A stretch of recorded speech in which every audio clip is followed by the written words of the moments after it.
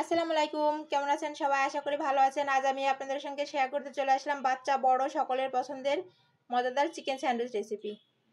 তার জন্য এই যে প্রথমে মুরগির বুকের মাংস নিয়েছি একটা পাতিলের মধ্যে। এর মধ্যে দিয়ে দেবো কিছুটা পরিমাণ লবণ, কতগুলো গোলমরিচ, কিছুটা পরিমাণ আদা পেস্ট, কিছুটা পরিমাণ রসুন পেস্ট, কিছুটা পরিমাণ পানি দিয়ে এগুলোকে ভালো করে সিদ্ধ করে নেব।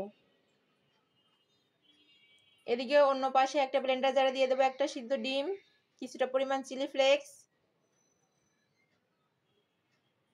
কিছুটা পরিমাণ চিনি, গুঁড়া দুধ, লবণ, গোলমরিচের গুঁড়া আর কিছুটা পরিমাণ লেবুর রস আর সয়াবিন তেল দিয়ে ভালো করে ব্লেন্ড করে নেব।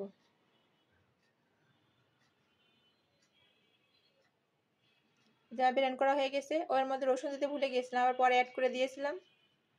রসুন দিয়ে আবার ব্লেন্ড করে নেব। নিয়ে এক সাইডে রেখে দিয়ে এবার প্যানে কিছুটা পরিমাণ বাটার গরম করে নেব। এবার এর মধ্যে দিয়ে দেবো পেঁয়াজ কুচি। পেঁয়াজ কুচিটা কিছুক্ষণ ভেজে নেব। কিছুক্ষণ ভেজে নিয়ে এবার এর মধ্যে অ্যাড করে দেব মুরগির মাংস। মুরগির মাংসগুলো আমি ঠান্ডা করে ছাড়িয়ে নিয়েছি।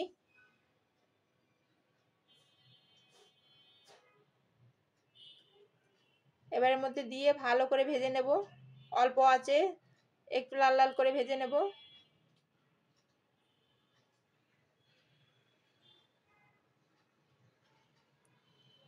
লাল লাল করে ভেজে নিয়ে নামিয়ে রেখে দিয়েছি।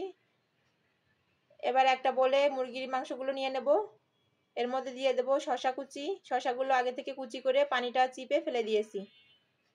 দিয়ে দেবো গাজর কুচি, কিছুটা পরিমাণ কাঁচামরিচ কুচি,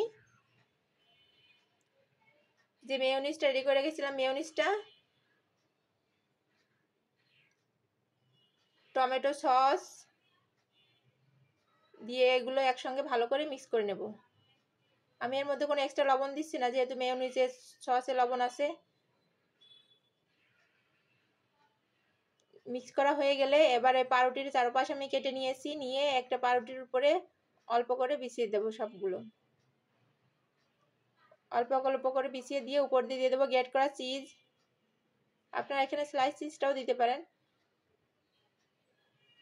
দিয়ে উপর দিয়ে অন্য একটা পাউরুটি দিয়ে আমি এক করে সবগুলো রেডি করে নিয়েছি। এবার একটা প্যানে কিছুটা পরিমাণ বাটার গরম করে নিয়েছি। বাটার গরম হয়ে গেলে এক এক করে উল্টে পাল্টে এপাশ ওপাশ ভালো করে লাল লাল করে ভেজে নেব। এই যে এক পাশটা হয়ে গেলে অন্য পাশটা উল্টে দেব। উল্টে দিয়ে লাল লাল করে ভেজে নিয়ে সবগুলো এক এক করে নামিয়ে নেব। কেমন হলে জানাবেন। আসসালামু আলাইকুম, ভালো থাকুন সবাই, আল্লাহ হাফেজ।